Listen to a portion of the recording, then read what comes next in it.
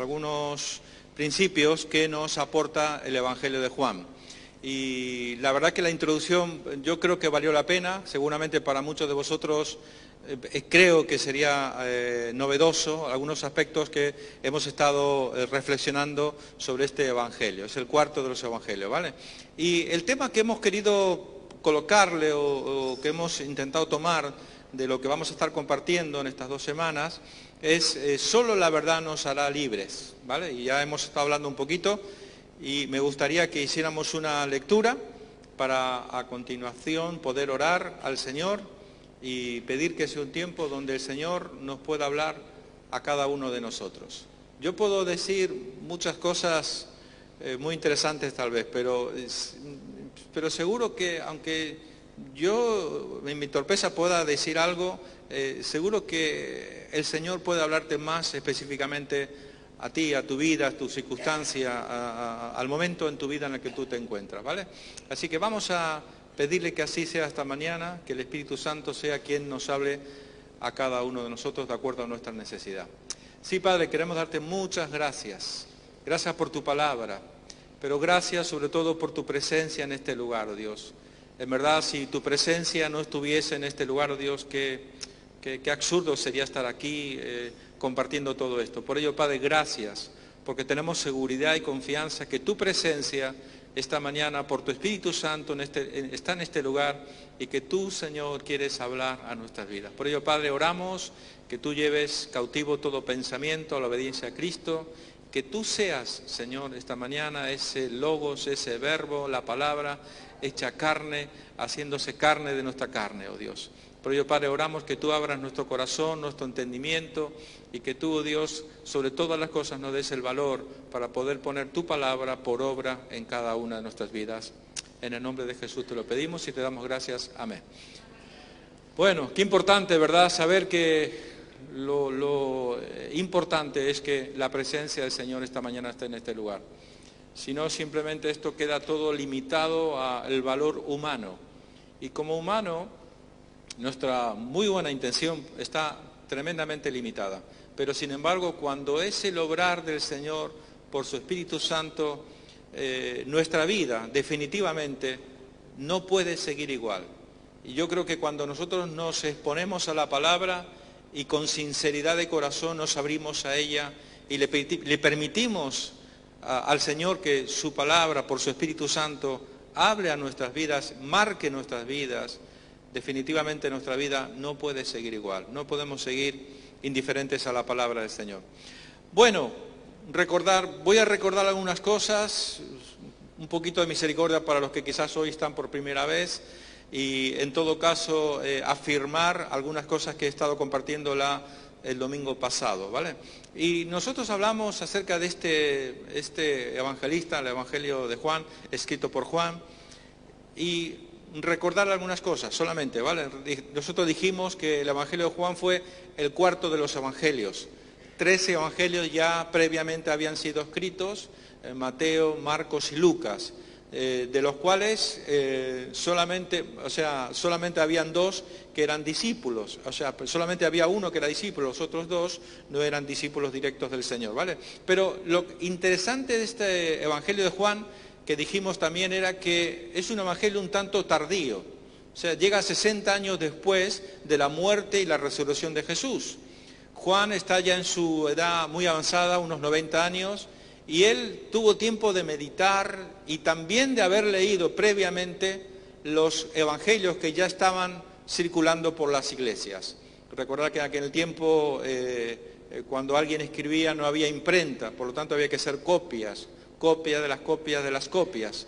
Y por tanto él se toma ese tiempo de meditar con mucho y pedir al Señor sabiduría. Bueno, ¿qué es lo que yo voy a escribir en este cuarto evangelio? Por tanto, es un evangelio especial, como bien dijimos, porque los otros 3 evangelios son lo que nosotros llamamos los evangelios sinópticos, donde más o menos dicen lo mismo, de un pantallazo, como dijimos, muchos aspectos coinciden. Pero este cuarto evangelio es único, es muy especial, porque Juan se toma el tiempo de decir, bueno, voy a escribir algo que ninguno de los otros evangelios han contado.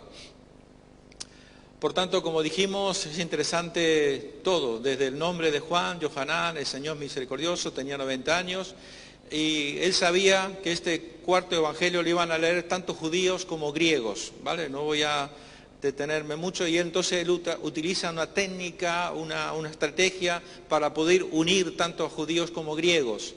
Recordar que dijimos, la mayoría de los hermanos que se congregaban en las iglesias en aquel tiempo, mayoritariamente eran griegos, ¿vale? Por tanto, él tiene que utilizar una estrategia un poco, por eso él toma la palabra logos, porque para el griego la palabra logos le era muy familiar. Y al mismo tiempo logos, palabra, el verbo, por la palabra todo fue hecho, también para el mundo judío esta palabra era muy familiar. Y finalmente él dice, ese logos, ese verbo, la palabra, es Jesús y es Dios, ¿vale? Y como dijimos también, él utiliza los primeros 18 versículos del capítulo 1, lo utiliza como una plataforma. Es como si tú vas a construir un edificio y construyes primero el esqueleto, ¿verdad? Lo que es el armazón, y luego lo revistes. Entonces él coloca la estructura previamente para luego colocar todos los elementos consiguientes. Muy bien, y muy importante, ¿y cuál era el propósito? ¿Qué había en el corazón de Juan? ¿Qué es lo que él quería intentar decir? Y entre otras cosas, porque hay muchas cosas que Juan nos va a intentar transmitir en este evangelio, él tenía el propósito de que el pueblo de Dios, y especialmente en este caso los judíos, pudieran conocer la verdad. Y si ellos llegaban a conocer esta verdad, podían llegar a experimentar una libertad. Lo hemos estado hablando la semana pasada, ¿verdad? Esa libertad. Y vamos a desglosar este pasaje que, como bien lo comentamos la semana pasada, habla de diferentes fases. La primera fase es, si vosotros permanecéis en mi palabra. Lo que está diciendo Juan, tomando las palabras de Jesús, Jesús es el que está hablando y Jesús es el que dice, si vosotros permanecéis en mi palabra. Lo que está diciendo es, si vosotros creéis mi palabra, si vosotros recibís mi palabra, si vosotros obedecéis mi palabra, porque recordar que lo que Jesús enseñó era completamente revolucionario, era toda una novedad, porque lo que ellos hasta ese momento tenían como fe era la ley judía, la Torá, el Antiguo Testamento, ojo por ojo, diente por diente, ese tipo de enseñanzas, donde se había convertido en una carga muy pesada para el pueblo de Israel. Alguien dijo alguna vez, yo no sé si es exacto, yo no me lo he puesto a contar, pero se habla de que en las leyes del Antiguo Testamento, que un judío piadoso quería agradar a Dios a través de la ley, eran 3.227 estatutos, decretos, mandamientos y no sé cuántas cosas más. Solamente memorizar, imaginaos. Ellos tenían leyes para todas las cosas. Cómo tenías que sentarte, cómo tenías que comer, cómo tenías que caminar, todo estaba predefinido y tú tenías que saber si hacías algo fuera de este orden establecido por la ley, tú ya estabas pecando delante de Dios. Por tanto, Él los desafía y les dice, si vosotros sois capaces de permanecer en mi palabra, luego viene lo siguiente, pero dijimos también, para este tiempo también aplica. ¿Por qué? Porque lo normal, normalmente, vaya redundancia, lo normal es dejarse llevar por nuestra humanidad. Nos dejamos, ¿qué tienes que hacer tú para caminar en tu humanidad? Para caminar en tu carne, hablando en cristiano. ¿Qué tienes que hacer? Nada. Sencillamente te dejas llevar por lo que te apetece, por lo que te da la gana, por lo que tú crees, lo que tú piensas, lo que tú sientes, pero evidentemente hay una enorme distancia entre una vida en la carne, en nuestra humanidad, y una vida en el Espíritu. Y el reto que tenemos, que nos presenta la palabra, es que nosotros tenemos que caminar en el Espíritu, andar en el Espíritu. Y le aseguro que no es fácil.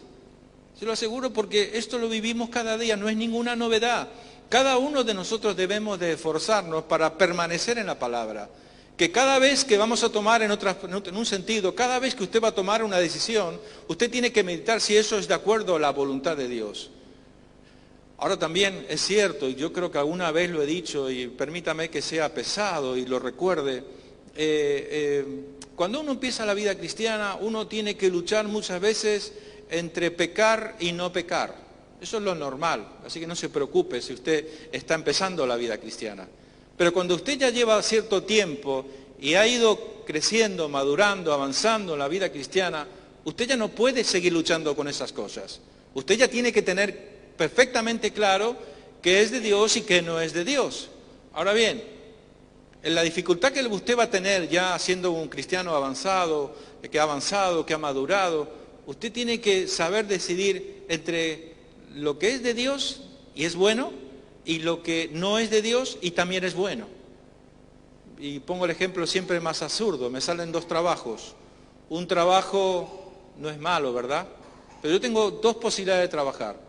Uno que me dice que voy a trabajar hasta tarde por la noche, los domingos, y voy a ganar 2.500 euros, ¿no? ¿A quién no le gustaría ganar, verdad? Pero no voy a poder ir a la iglesia, no voy a poder congregarme ni los domingos, ni entre semanas.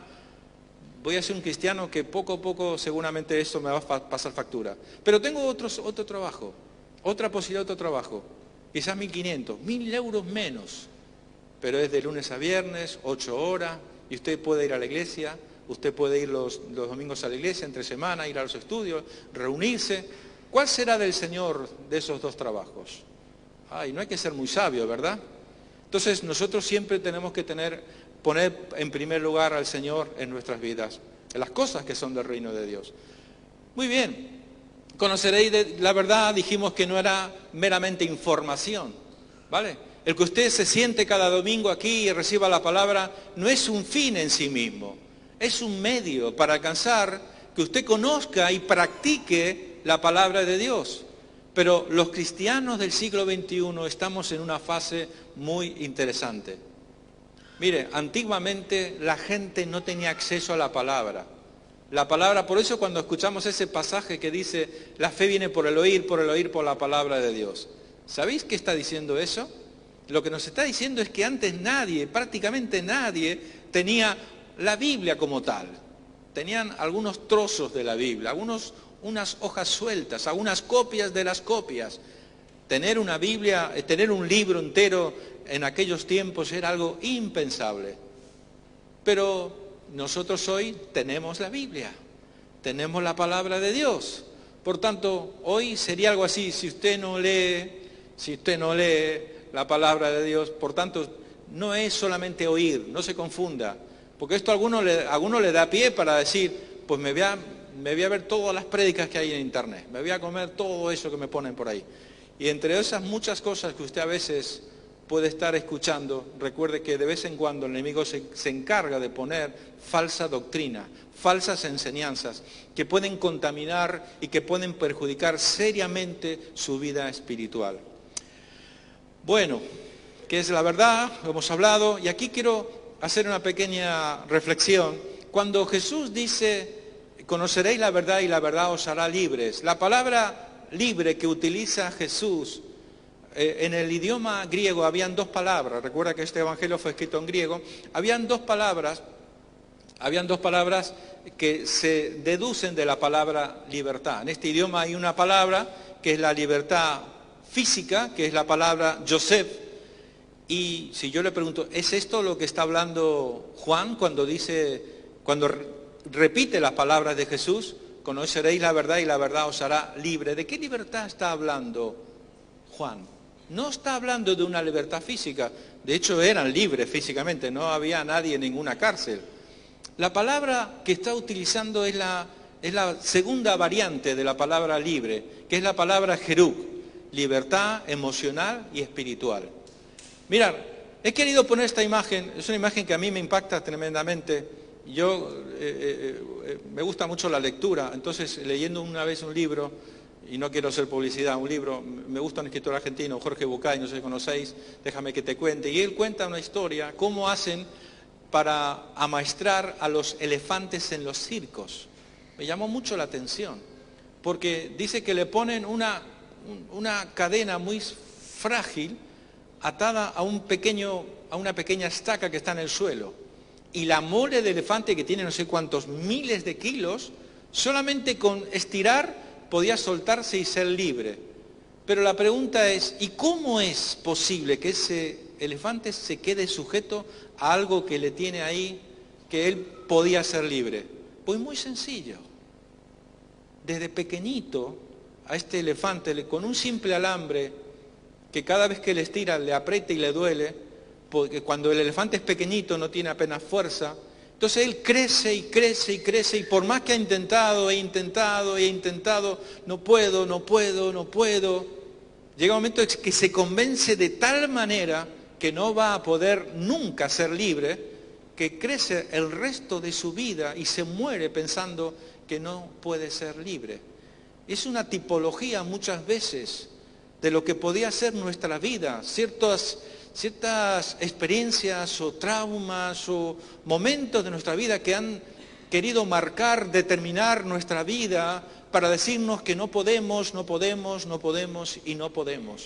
Y puede ser que llegue un momento, y es mi oración al Señor, en que podamos descubrir que cuando tú conoces a Jesucristo, Jesucristo puede traer libertad y puede cortar esas cadenas de imposibilidad, esas cadenas que nos tienen limitados, para que podamos experimentar la vida abundante en Cristo. No es posible, perdóname que sea tan exagerado tal vez, no sería justo que Jesús, el precio tan alto que tuvo que pagar para darnos vida y vida abundante, para hacernos libres. Aquel que el Hijo del Hombre libertare será verdaderamente libres. ¿Y por qué tantos cristianos viven oprimidos, viven angustiados, viven con ansiedad, viven con estrés, viven con nervios? Yo siempre digo que una cosa es estar vivo físicamente, pero en realidad estar muerto. Y hay mucha gente, luego me estoy adelantando a algunos temas que vamos a ver, pero tú puedes estar vivo, pero quizás muerto emocionalmente y espiritualmente, en un sentido. Alguien dijo una vez, me gustó una frase, no se trata de llenar nuestra vida de días, sino llenar nuestros días de vida. Y los cristianos tenemos todo el potencial de parte de Dios para poder vivir vidas extraordinarias. Y no se trata de que no tengamos problemas, lo repito por tantas veces y el pastor siempre lo está diciendo, no se trata. El problema no es el problema es cómo enfrentas el problema. Si tú enfrentas el problema desde el fracaso, desde el negativismo, desde el pesimismo, y estás siempre con el ismo y todas estas cuestiones, yo dudo mucho que tú puedas vivir esa vida, que podamos llegar a vivir esa vida abundante que Cristo Jesús ganó para nosotros en la cruz del Calvario. Por tanto, en nosotros está todo el potencial de Dios para vivir esa libertad con la que Cristo nos ha hecho libres. Y Él quiere que nosotros seamos libres, ¿verdad? Lo decíamos la semana pasada, libres. Qué distancia, ¿verdad? Entre alguien que está atado, que está sujeto, que está reprimido, a alguien que puede experimentar la libertad en el espíritu. Alguien que puede volar en un sentido espiritualmente. Cuando tú dejas de mirar el mundo que te rodea, lo natural, y te mueves en la lógica, en las posibilidades humanas que tú tienes, y empiezas a soltarte en las alas del Espíritu y te dejas llevar por el Espíritu de Dios y experimentar los misterios, las verdades, los tesoros que Dios tiene. Empiezas a disfrutar tu comunión cristiana, porque para ti ya no es algo pesado leer la Biblia, estudiar la Biblia. Para ti ya no es pesado, no es una carga, no es un problema tener que orar, tener intimidad. No, has aprendido a disfrutar el meditar en la palabra, orar al Señor, asistir a la congregación, cumplir con tus responsabilidades, ser parte del equipo de trabajo de la iglesia, donde se puede contar contigo porque eres una persona mínimamente responsable. Porque muchas de las veces no pasamos ese primer nivel de ser cristianos responsables en nuestra vida cristiana. Porque si no somos responsables, si no somos fieles en lo poquito, te aseguro que no hay posibilidad de entrar a otro nivel de servicio en la obra del Señor. ¿Cuántos de nosotros a veces llevamos tiempo, años, y no me meto con nadie. Yo os conozco muy poquito tal vez. ¿Cuántos de vosotros a veces, o de nosotros, me meto yo también? Simplemente poder llegar a horario a las reuniones. Yo no digo que alguna vez pierdas el autobús, se te rompa el coche, pero siempre tienes problemas para llegar a la iglesia a horario, donde la excelencia al Señor es por encima de todas las cosas. Dios no se merece menos, y la adoración perfecta y completa para el Señor empieza desde el minuto cero que arranca la reunión. Y no digo que la iglesia sea un fin en sí mismo, luego hablaré un poquito más de esto. Pero bueno, voy a avanzar porque hoy tengo 4 puntos que quiero compartir con vosotros. Dijimos que el propósito de Juan era, y para que creyendo tengáis vida en su nombre. Bueno, ya que nos hemos puesto, dijimos, estamos estudiando las 7 señales de Jesús, y algún día cuando el Señor, cuando el pastor me permita, estaremos hablando acerca de los yo soy que aparecen en la Biblia, que aparecen en el Evangelio de Juan. Pero la palabra señal que estamos estudiando, fijaros, señal, simeion, algo así sería, una señal, una marca, una prueba. Fijaros, conforme nosotros vamos leyendo el Evangelio de Juan, vamos encontrando señales, una marca, una prueba, una demostración, que van a apuntar únicamente en una sola dirección. Demostrar que Jesús es el Hijo de Dios, demostrar que Jesús es el Mesías. Para un griego, escuchar que Jesús es el Hijo de Dios significa que Él es Dios, no hay otra interpretación. Para un judío, escuchar que Jesús es el Mesías es lo que tantos años habían estado esperando desde que Isaías, en el siglo 7 a.C., empezó a apuntar a un Mesías. Y nos dio los detalles que hemos estado estudiando semanas atrás acerca de la persona del Mesías. Por tanto, esto es lo que Juan intenta demostrar con estas señales. Conforme tú vas leyendo, te van a decir 2 cosas. Jesús, el Hijo de Dios, y Jesús, el Mesías, que tanto hemos estado esperando. Por eso encontramos palabras como, por ejemplo, esto servirá de señal, añadéis al niño envuelto en... O sea, es una palabra muy utilizada.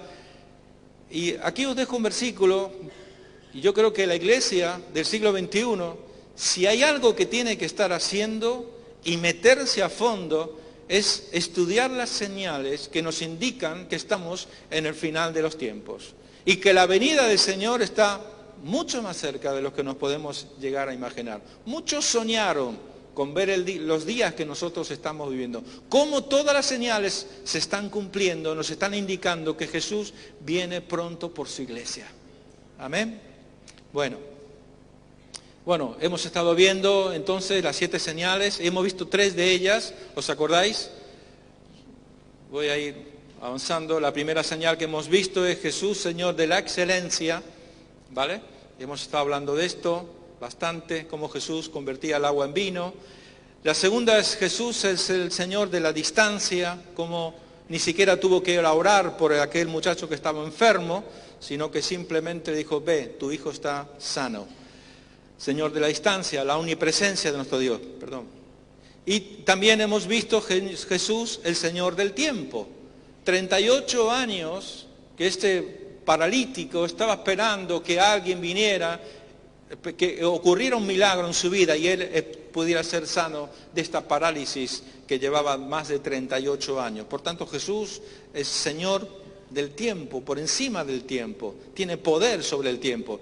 Y hoy quiero que estemos viendo, con la ayuda del Señor, espero que me sepa organizar bien los puntos. Hoy vamos a ver 4 de estas señales que nos quedarían para completar en total 7 señales, ¿vale? Vamos a empezar con la primera, de esta 4ª señal que encontramos en el Evangelio de Juan, que se encuentra en Juan 6, 1, 13, y nos habla acerca de la multiplicación. Jesús, Señor de la multiplicación. Este es un pasaje que me encanta, me gusta mucho.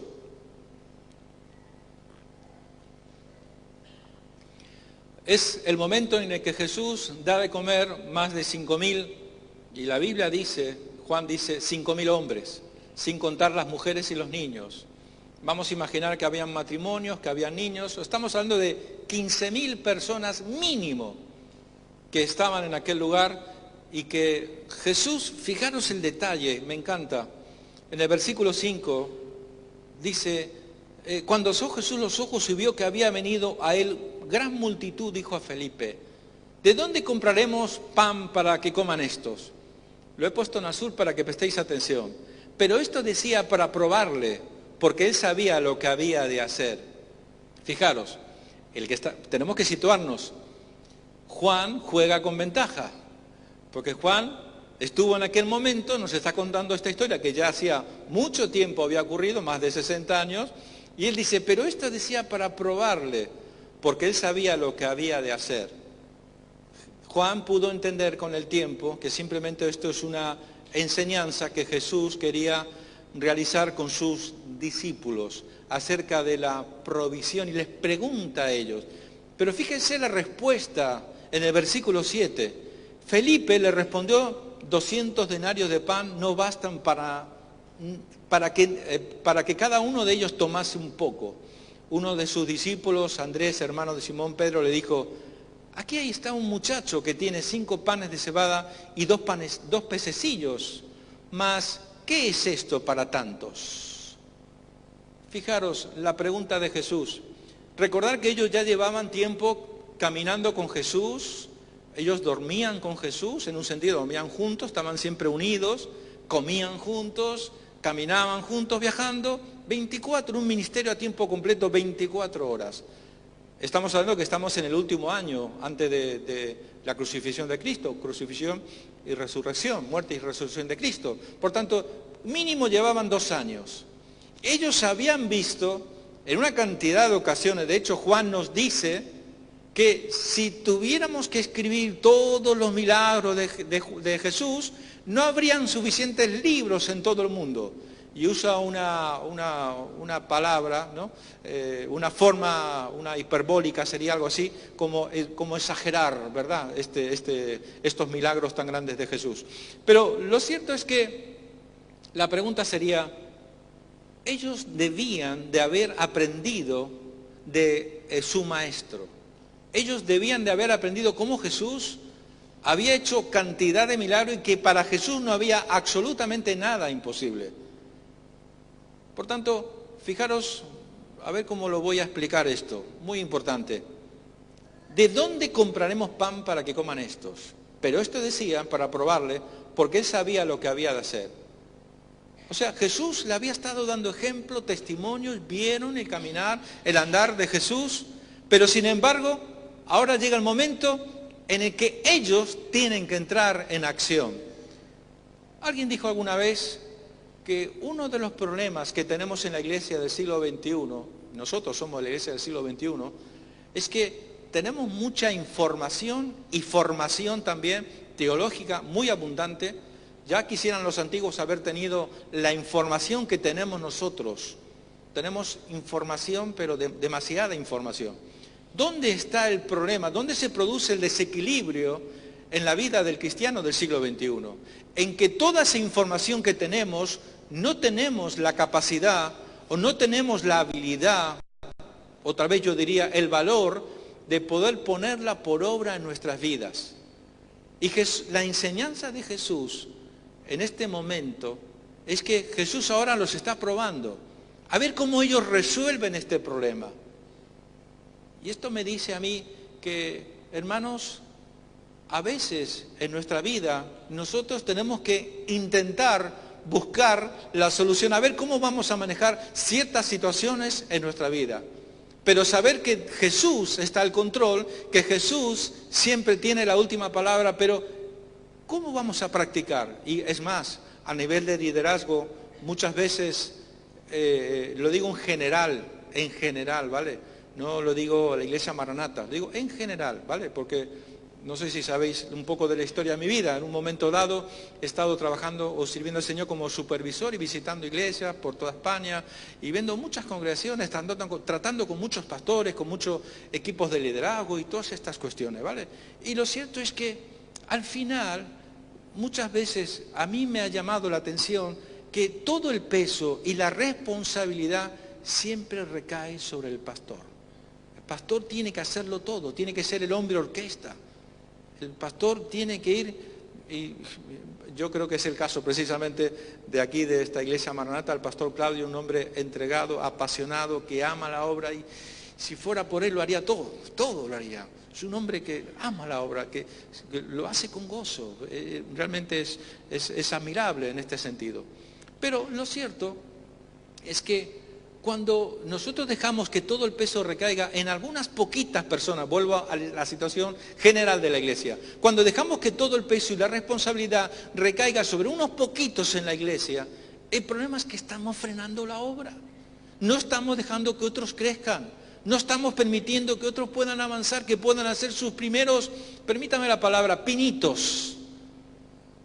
Y lo normal, como aquí pasó, ellos, diríamos en España, metieron la gamba, se equivocaron, erraron, porque ellos, cuando Jesús le hace la pregunta, ¿y de dónde van a comer todos esto? ¿De dónde vamos a sacar los alimentos? Ellos se olvidaron que estando Jesús tenían la provisión asegurada y empiezan a razonar humanamente. Y ellos dicen 200 denarios. Un denario es el sueldo de un día, de un trabajador en aquellos tiempos. O sea, tenían el sueldo de 200 personas más o menos, ¿no? De un día de trabajo. No va a alcanzar, no es suficiente. Y otro tuvo un poco más de luz. Bueno, aquí hay un muchacho que tiene unos peces y unos panes, pero ¿qué es esto para tanta gente? Mirad, ellos se saltaron un principio.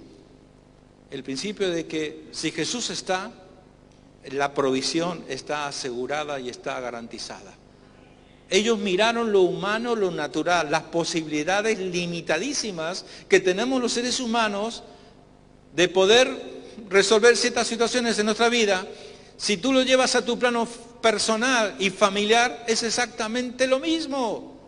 ¿Por qué a veces vivimos angustiados, afligidos, preocupados, con ansiedad? ¿Qué voy a hacer? No tengo esto, no tengo lo otro, me falta aquello, me falta lo cual. Pero, ¿tienes a Jesús? ¿Tienes a Jesús? Si tienes a Jesús, lo tienes todo. Tienes la provisión asegurada. Él te va a dar lo necesario. No quizás esas cosas que a veces nosotros quisiéramos, porque a veces nos contaminamos con un sistema social que nos dice que tenemos que tener esto, que tenemos que tener lo otro, y si no tiene lo que es de marca, no sirve, no estás a la moda, y nos afligimos y entramos. Es una tendencia consumista que nos lleva a consumir, y parece que si no lo tienes, que si no compras, no eres parte del sistema, no estás a la onda y te afliges y tienes ansiedad. Dulce es el sueño del trabajador, tenga mucho, tenga poco. Dulce es el sueño. Hermanos, el Señor nos da garantía de que así como cuida de las aves del cielo, va a cuidar de sus hijos. Amén. Da para mucho el tema, pero ellos no pudieron entender que lo más importante era saber que Jesús estaba allí presente.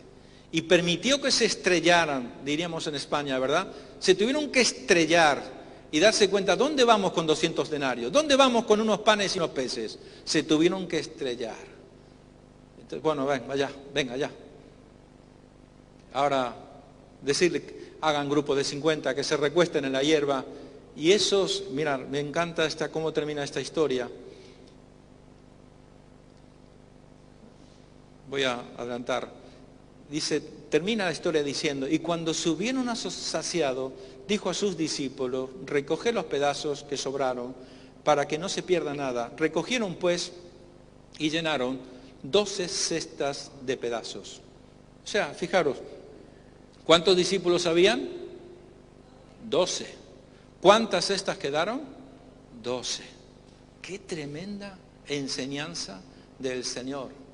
Hermanos, cuando nosotros entendemos este principio y lo aplicamos a nivel de obra, hermanos, la provisión necesaria no solamente está para nosotros como individuos, como familias, sino que nosotros también en un sentido tenemos que ver que la bendición de Dios va añadida, añade también lo correspondiente para con la iglesia, con la familia del Señor. Y aquí voy a tocar un tema que a algunos se va a incomodar tal vez, pero yo me remito a la palabra. Si alguno puede refutar, que lo refute, luego hablamos si quieres. Pero la responsabilidad del mantenimiento de la obra de la iglesia no es de unos poquitos, porque estamos con esta historia de que algunos dicen, no, es que el diezmo eso es del Antiguo Testamento, y es verdad, eso no lo vamos a discutir, estamos bajo la gracia, cierto, pero la verdad es que hace muchísimos años la iglesia empezó a tener una serie de acuerdos, y hay un acuerdo general, y podemos citar ciertos concilios, y no quiero meterme en historia, pero lo cierto es que la iglesia acordó que para que de una forma justa podamos sostener la obra, y digo, no bajo la ley, sino bajo la gracia, para que de una forma justa todos podamos contribuir para el mantenimiento, para el sostenimiento de la obra, se acordó que, a pesar de que no era de la ley, sigamos dando el diezmo.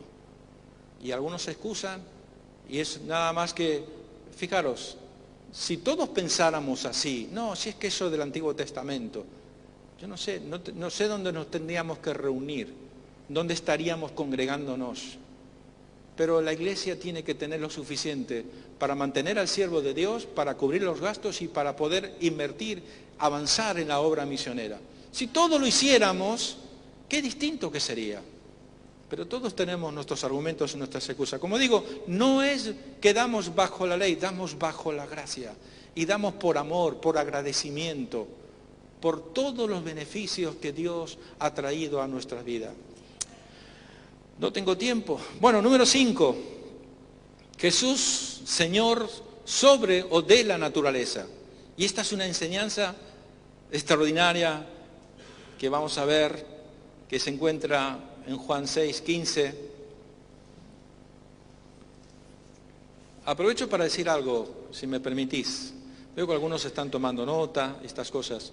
Mira, yo me acuerdo de un profesor en el seminario que siempre me decía, mira, los que más van a aprender son aquellos que toman notas. Y es un misterio. Yo no sabía explicarlo porque no soy neurólogo ni nada, pero lo cierto es que cuando alguien coge un lápiz, un cuaderno, y no que tengas que apuntar todo, sino las cosas más importantes de lo que a ti, Señor, te está hablando, y tú te tomas nota, el cerebro guarda esa información.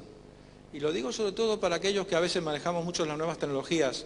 Dicen que y exactamente no es lo mismo escribir en un ordenador porque las letras, las manos van más rápida que tu cerebro.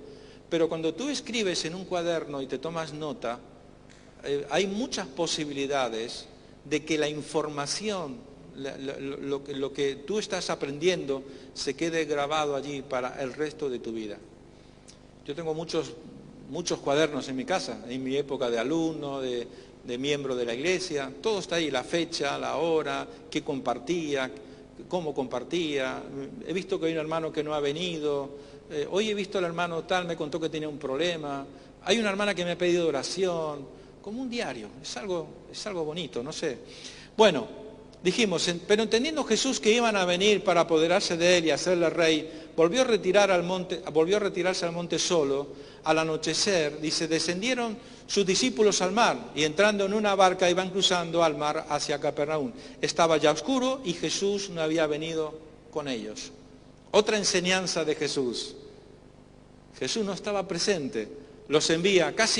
Hay varias versiones que mencionan, hay varios evangelios que mencionan, Mateo, Marcos también, que citan este acontecimiento, aunque curiosamente Juan lo hace de una forma muy escueta, muy sencilla. No sé por qué. Aquí está el contenido. En el versículo 18 nos dice, y se levantaba el mar con un gran viento que soplaba. Cuando habían remado como 25 o 30 estadios, vieron a Jesús que andaba sobre el mar y se acercaba a la barca y tuvieron miedo. Mas él le dijo, yo soy, no temáis. Ellos entonces con gusto le recibieron en la barca, la cual llegó enseguida a la tierra a donde iban. Quiero decir una cosa, esta foto no la tomé yo, pero la podía haber tomado. Tengo otras, pero no fui capaz de encontrarla con el pastor Claudio y otros hermanos. estuvimos en el mar de Galilea, nos montamos en la barquita, solo nos faltó que viniera un viento fuerte y tuviéramos que, Jesús, sálvanos. Pero fue una hermosa experiencia, fue un momento, me acuerdo un momento donde no sé qué ocurrió, pero el Señor nos quebrantó, nos quebrantó. Pensar que estabas en el lugar donde tantas veces Jesús había pasado con sus discípulos, viajando, moviéndose por Galilea, moviéndose a Capernaum. Yo me quebranté, me rompí en dos, sinceramente. Así que ojalá, si lo has hecho, sabes lo que te estoy contando, ¿verdad? Pero ojalá puedas tener, no sé, yo te animo, ¿no? Que tengas una hucha y vaya echando euros y euros y un día pueda decir, me voy a Israel, a conocer la tierra de Israel, los lugares donde caminó Jesús. Es una experiencia, nunca más volverás a leer la Biblia de la misma manera que la estás leyendo sin haber estado en Israel. ¿Ven? Ojalá un día podamos irnos todos como iglesia, también sería bonito, ¿verdad? Bueno, se lo vamos a decir al pastor. Pastor, nos vamos todos a Israel. Bueno, dice... Esta historia nos cuenta, se levantaba el mar con un gran viento que soplaba cuando habían remado como 25 o 30 codos. Fijaros, y la historia nos dice que ellos tuvieron miedo. Esta es la cuestión. Dice que se levantó un gran viento. Otras versiones, otros evangelios mencionan que habían estado desde el anochecer hasta la tercera vigilia, que son como las 3 de la mañana, de 3 a 6 de la mañana, como las 3 de la mañana. Echando cuentas, ellos habían estado remando a contraviento durante más de 8 horas. Y usted sabe que cuando rema, usted se tiene que poner de espalda al lugar hacia donde vas. Eso lo sabéis, ¿verdad? Entonces estaban ahí, no sé cómo lo harían, pero habían avanzado muy poquito. No podían avanzar. Pero había un gran viento de tal manera que les impedía poder seguir avanzando. Y en medio de esa situación, fijaros qué curioso, cuando habían remado como 25 o 30 estadios, vieron a Jesús que andaba sobre el mar y se acercaba a la barca y tuvieron miedo, mas él les dijo, yo soy, no tomáis. Ellos entonces con gusto le recibieron en la barca, la cual llegó enseguida a la tierra a donde iban. En otros evangelios encontramos que además de este incidente que, como digo, Juan lo cuenta de una forma muy sencilla, es muy interesante cómo cuando cuentan de que además Pedro dijo, si eres tú, Señor, déjame que vaya caminando hacia donde estoy. Porque el milagro consiste en que Jesús caminó sobre el mar y luego después mandó a Pedro que caminara sobre el mar.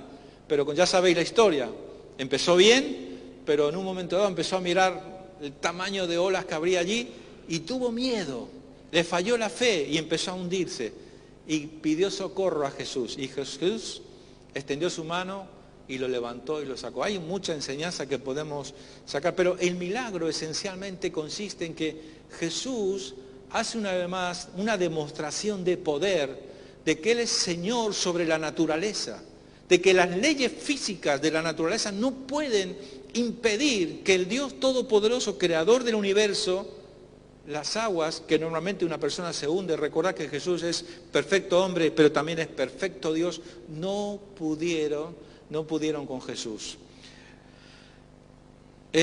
Bueno, lo voy a dejar ahí porque tengo mucho material, me quedan todavía 2 temas, espero que haya cogido algo, pero vamos con el 6º. Jesús, Señor sobre la oscuridad. Y se encuentra en el Evangelio de Juan, capítulo 9, y ahí encontramos la historia de un ciego de nacimiento. Y nos dice así la historia. Al pasar Jesús vio a un hombre ciego de nacimiento y le preguntaron sus discípulos diciendo, Rabí, ¿quién pecó? ¿Este o sus padres, para que haya nacido ciego? Respondió Jesús, no es que pecó este ni sus padres, sino para que las obras de Dios se manifiesten en él.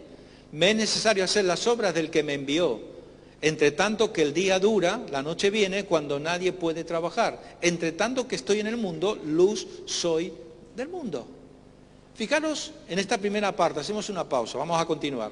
En esta primera pausa, fijaros ahí cómo los judíos tenían la firme convicción que cuando alguien tenía una enfermedad era consecuencia del pecado de los padres. Eso era algo cultural, eso era algo totalmente asumido en la cultura o en la religión judía. Si alguien nacía enfermo, ciego, cojo o lo que fuese, era porque sus padres habían pecado. Ellos creían en esto de que la maldición se transmite a la siguiente generación. Y por cierto, hay un pasaje muy conocido por nosotros que ha creado una doctrina muy fuerte dentro de la iglesia cristiana evangélica. Éxodo 25. No te postrarás delante de dioses ajenos, no los honrarás, no los servirás, porque yo soy Jehová, fuerte celoso, que visito la maldad de los padres sobre los hijos hasta la tercera y hasta la cuarta generación. Ese pasaje, en realidad, es un pasaje muchas veces muy mal interpretado, tomado fuera de contexto, y es parte del Antiguo Testamento, parte de la ley.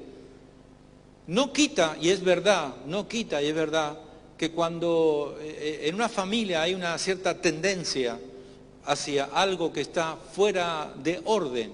Si yo, por ejemplo, imagínate, si yo crezco en un hogar donde mis padres son alcohólicos, y yo desde pequeñito he visto a mis padres beber, y muchas veces a mi padre embriagarse, ¿qué posibilidades tengo yo de repetir el mismo error? Muchas. Pero no significa que estoy atrapado a repetir el mismo error. Tengo posibilidades, tengo una tendencia. Si mi padre ha sido un hombre que siempre andaba de fiesta por aquí, fiesta por allá, un picaflor, como se dice, eso me lo ha transmitido. Y yo voy a tener esa cierta tendencia. Pero lo cierto es que cuando llegamos, y podría poner muchos más ejemplos, pero no tenemos tiempo, pero lo cierto es que cuando llegamos a Cristo, nosotros tenemos que entender que en Cristo aquel que el Hijo libertare será verdaderamente libre. Y yo no tengo que permitir que eso me afecte. Yo tengo que romper con todas esas cosas y experimentar la libertad gloriosa que debemos de vivir y experimentar aquellos que somos hijos del Señor. Por tanto, ellos tenían muy asumido el hecho, por eso le preguntan a Jesús, ¿quién pecó? ¿Este o sus padres para que hayan nacido ciegos? Y Jesús da una respuesta contundente. No pecó ni este ni sus padres, sino para que se manifieste la gloria de Dios sobre esta enfermedad. Fijaros qué interesante, la forma curiosa en la que Jesús obra el milagro en la vida de este ciego de nacimiento.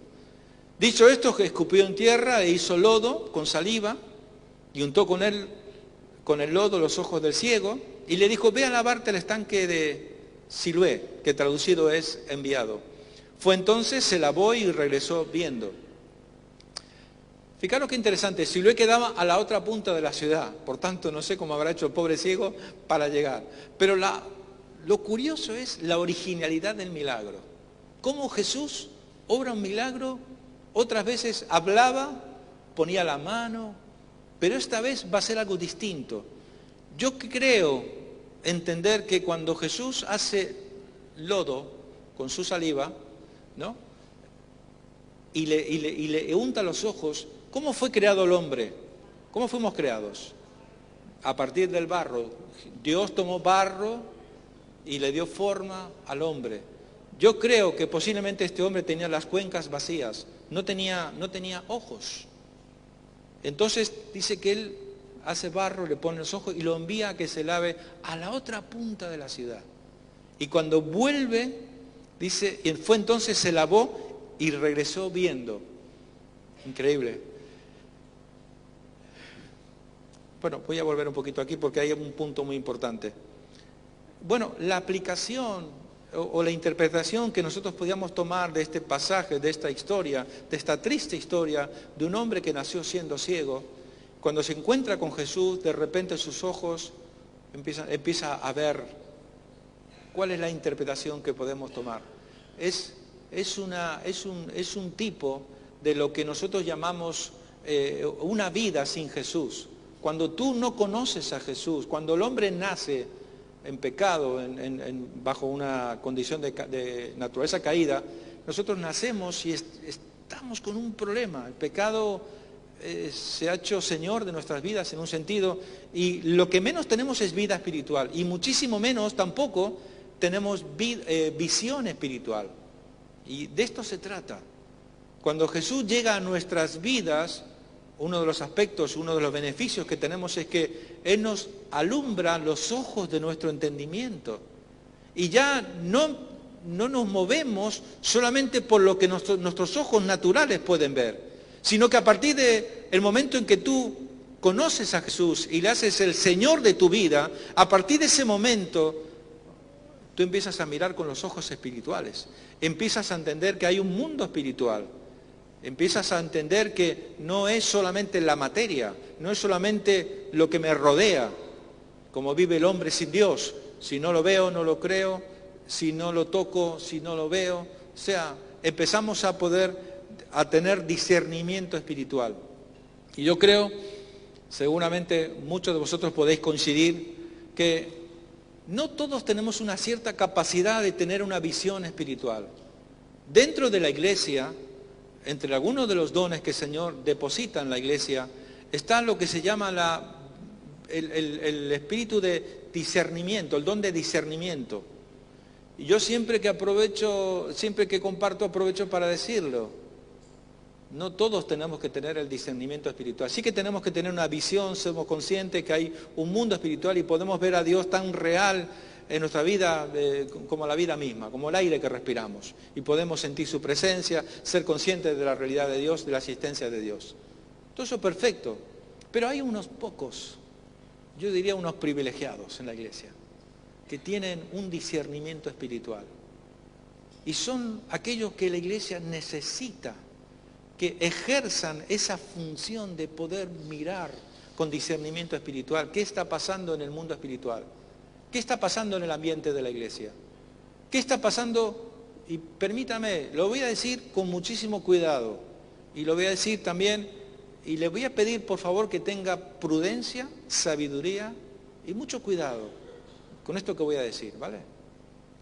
Cuando las personas que tienen este don, esa capacidad de poder ver espiritualmente lo que ocurre, cuando ellos ven entrar una persona a la iglesia, y esto es algo que no es ninguna novedad, es algo que está pasando en algunos lugares, lamentablemente.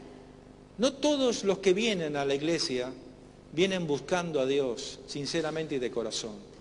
Lamentablemente hay algunos que vienen a hacer daño, vienen a ver cómo hacen daño, cómo meten historias raras a la iglesia. Y ahí es donde los que tienen discernimiento espiritual tienen la responsabilidad de advertir al liderazgo, al pastor, a los que sean tus líderes, tu pastor, tu responsable, siempre, por supuesto, con prudencia. Yo he recibido esto de parte de Dios, que el Señor le muestre a usted si esto es así o no es así. Por tanto, una iglesia que tiene hermanos con este don es una iglesia que está protegida, es una iglesia que tiene los muros bien levantados. Amén. Bueno, lo cierto es que después de que este ciego de nacimiento recibe la vista, cuando vuelve y da testimonio de aquello que le había ocurrido, dice, entonces los vecinos y los que antes habían visto que era ciego decían, ¿no es este el que se sentaba y mendigaba? Unos decían, él es, y otros, a él se parece. Él decía, yo soy. Y le dijeron, ¿cómo fueron abiertos los ojos?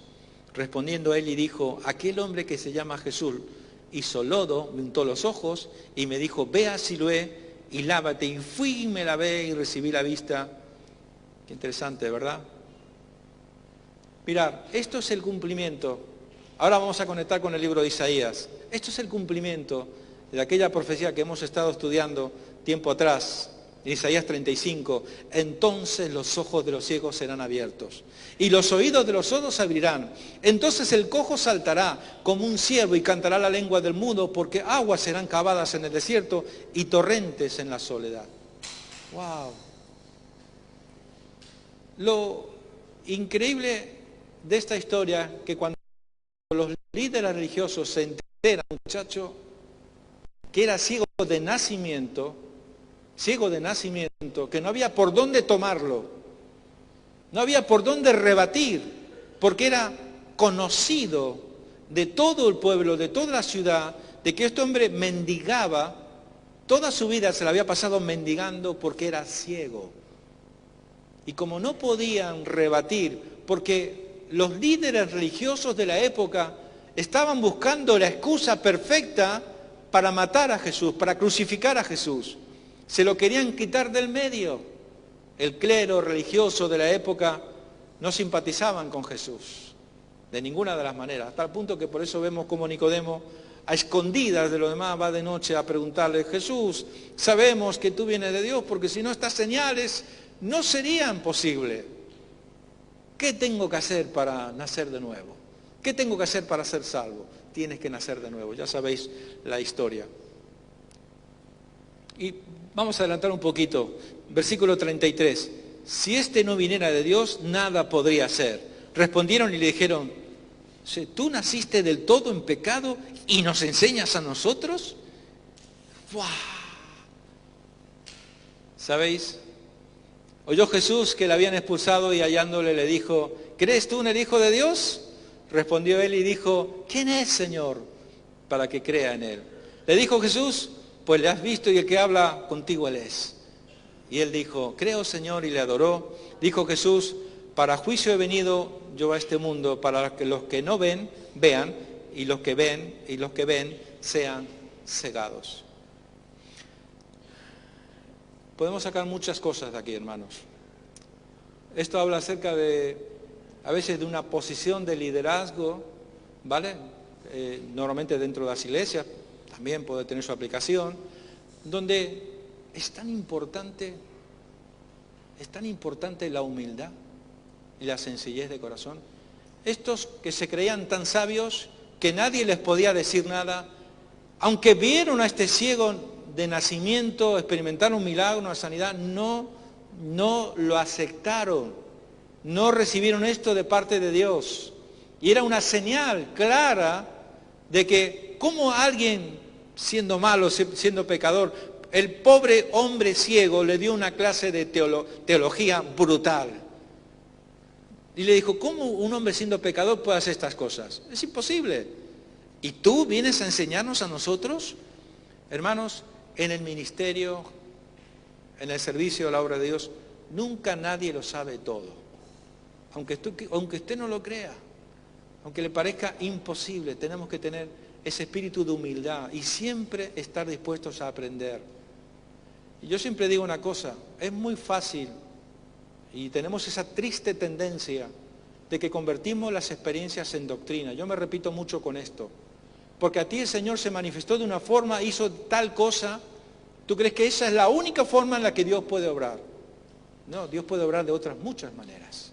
Dios es soberano, Dios es original, Dios es auténtico, y Él lo puede hacer de otras muchas maneras. Por eso vemos cómo toma barro y le colocan los ojos y obra de esta manera. Nosotros hoy, si vamos a hablar por un enfermo, ¿a usted se le ocurriría coger barro, hacer con su saliva barro y ponérselo en los ojos? Lo dudo mucho. Pero algunos valientes dicen: no, si Jesús lo hizo. Pero lo cierto es que eran ciegos guiando a otros ciegos. Señor nos guarde, Señor nos libre. Vamos a la última, hermano, para terminar. Nos quedan 10 minutos. Jesús, Señor sobre la muerte. Este es el milagro que le va a poner la última gota que colmó el vaso para que finalmente los líderes religiosos de la época tomaran la decisión de matar a Jesús.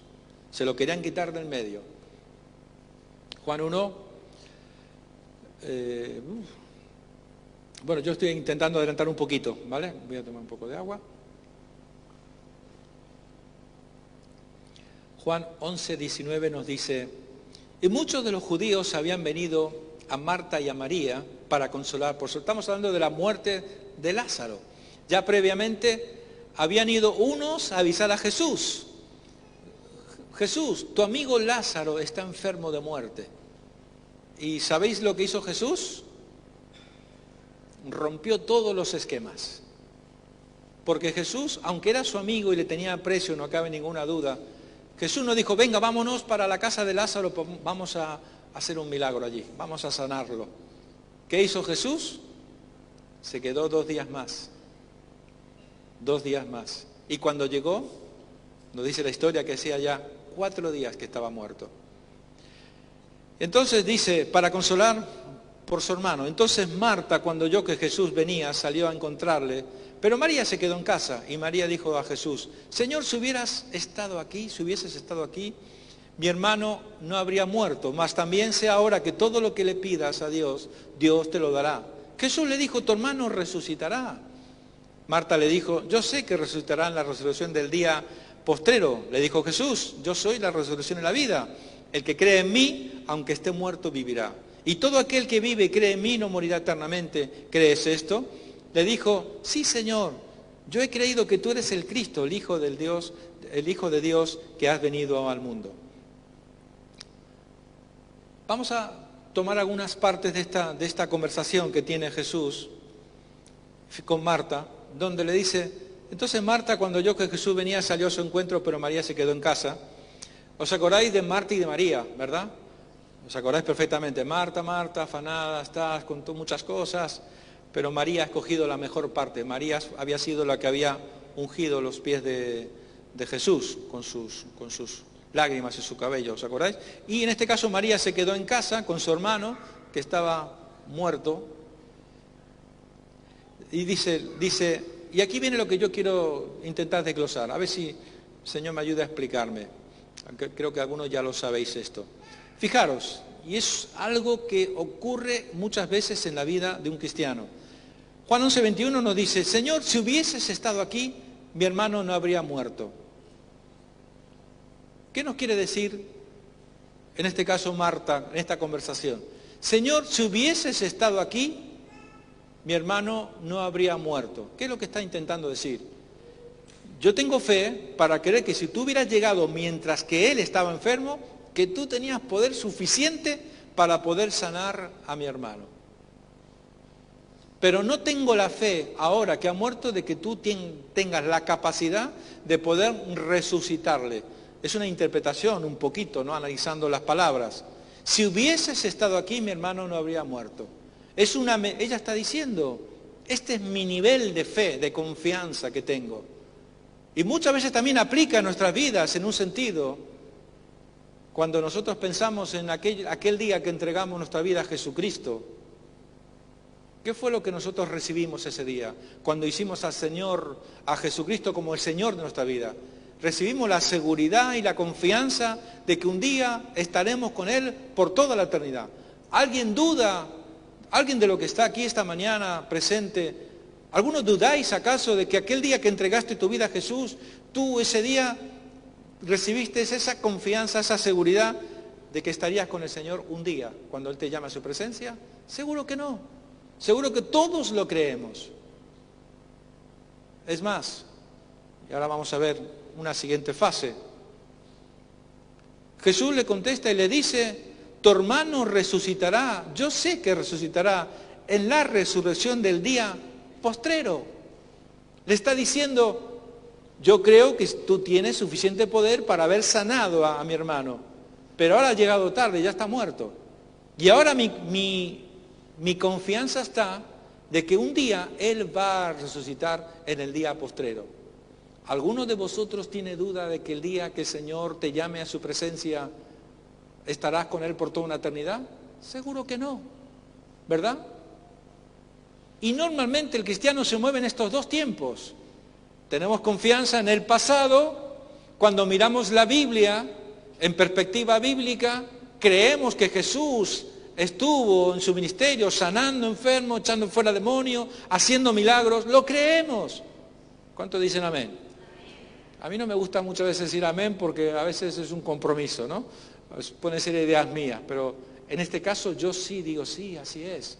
Jesús sanaba enfermos, echaba fuera demonios, Jesús resucitaba muertos. Cuando miramos nuestra fe, muchas veces está puesta en el pasado. Y si yo os preguntara a vosotros, ¿y cuántos de vosotros sabéis y tenéis la seguridad de que si un día el Señor nos llama a su presencia, iremos con Él para estar toda la eternidad? Todos diríais amén. Pero la pregunta es, me falta un tiempo, tengo pasado, tengo futuro. ¿Qué me falta? Presente. Y en el presente, ¿qué es lo que le pasó a esta mujer? Le faltó darse cuenta de que Jesús estaba allí y que Jesús no estaba limitado solamente a sanar una enfermedad, sino que Él tiene el poder para sanar, para resucitar de los muertos a Lázaro. La aplicación sería, hermanos, yo me imagino al Señor, ¿qué dirá de nosotros a veces? Tienen fe en la Biblia, que es la palabra de Dios, miran los hechos de Jesús, miran la iglesia, miran, todo eso lo creen y tienen seguridad de que un día estarán conmigo en la eternidad.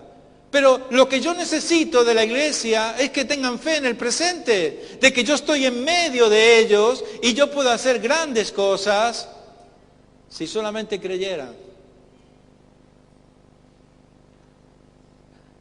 La historia nos dice, Jesús lloró. Jesús entonces al verla llorando y a los judíos que la acompañaban también llorando, se estremeció en espíritu y se conmovió. Y dijo, ¿dónde le pusisteis? Señor, ven, ve. Jesús lloró. Jesús lloró. Aquí es una certeza que podemos tener, que Jesús era perfecto hombre y perfecto Dios. Y como hombre, Jesús se conmovió en su espíritu. Sus emociones le hicieron llorar. Dijeron entonces los judíos, mirá cómo le amaba. Y algunos de ellos dijeron, ¿no podía este que abrió los ojos al ciego haber hecho también que Lázaro no muriera? Le están reclamando. Podía haber venido con más tiempo para que no muriese. Pero sin embargo Jesús se quedó 2 días más el tiempo de viaje, 4 días. Y algunos de ellos dijeron, ¿no podía este que abrió los ojos al ciego haber hecho también que Lázaro no muriera? Jesús, profundamente conmovido otra vez, vino al sepulcro, era una cueva y tenía una piedra encima. Era la forma en que enterraban antiguamente a los que morían. Los metían en una cueva y ponían una piedra enfrente. Era una cueva que tenía una piedra puesta encima. ¿Cuál es la aplicación que nosotros podríamos intentar esta mañana tomar para ir terminando ya? ¿Cuál es la aplicación que nosotros podríamos utilizar o sacar de aquí para nuestras vidas? Yo dije hace un momento que, hermanos, estar vivo no es suficiente. Que tú hoy sepas que estás vivo no es suficiente.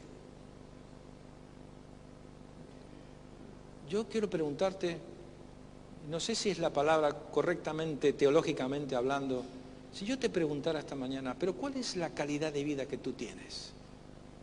¿Cómo es la calidad de vida? Porque cuando Jesús dice, yo he venido para que tengan vida y para que la tengan en abundancia, ¿de qué está hablando Jesús? Está hablando de calidad de vida. Y calidad de vida significa tener gozo. Calidad de vida significa tener paz. Calidad de vida significa disfrutar tu vida cristiana en toda su magnitud. Disfrutar tu comunión cristiana, disfrutar de la iglesia, disfrutar de los hermanos, disfrutar de tener una familia donde me puedo congregar, que hay hermanos que me quieren, que me aman, que se preocupan por mí, disfrutar que es una iglesia que está en avance, que está prosperando y que vamos adelante. Y que tenemos un hombre de Dios que ama a Dios, que nos está sirviendo, que está sirviendo al Señor y nos está ministrando con todo su corazón y con toda su pasión, porque ama al Señor, porque ama la obra. Por tanto, ¿cuál es tu calidad de vida? ¿Vives preocupado? ¿Vives con ansiedad? ¿Hay tristeza en tu corazón? ¿Hay incertidumbre?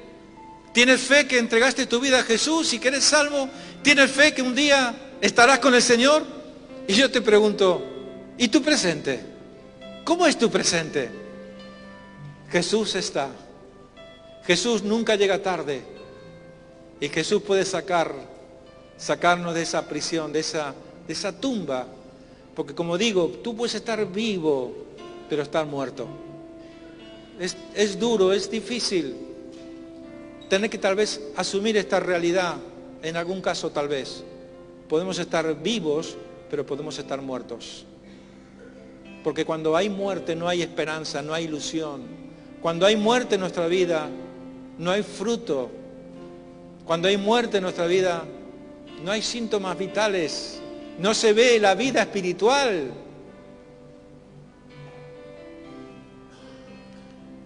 Jesús dijo, quitad la piedra. Marta, la hermana del que había muerto, le dijo, Señor, y es de ya, porque es de 4 días. Jesús le dijo, ¿no te he dicho que si crees, verás la gloria de Dios? ¿Qué necesitas? Solo creer. Y creer no va con sentimientos, con emociones. Creer es una decisión que tú tomas en tu vida. Es una determinación. Yo creo que Jesús es el Señor de mi vida. Y si yo he puesto mi vida en sus manos, Él me va a llevar por el buen camino. Amén. Y Él va a quitar la piedra. Ponte de pie, por favor. Esta mañana el Señor, yo creo que va a gritar, porque Él gritó y Él dijo, quitad la piedra. Y esta mañana va a dar la orden. Aquel que decida creer con todo su corazón que Jesús es el Señor y que para Él no hay nada.